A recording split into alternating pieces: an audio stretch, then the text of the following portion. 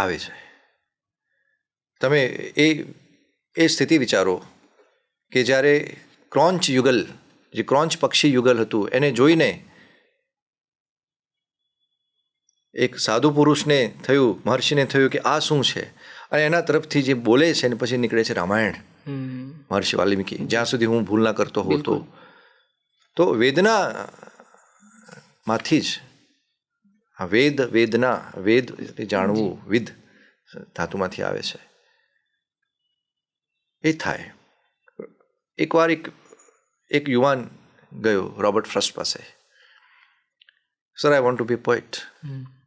તો એમણે કહ્યું, show me your wounds. Yes, તમે મને તારા ઘા બતાવો.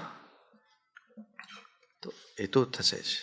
શો મી યોર, એટલે એમાંથી જ રસે છે, એ ટૂંકમાં એ નીકળે છે એમાંથી ક્યાંક.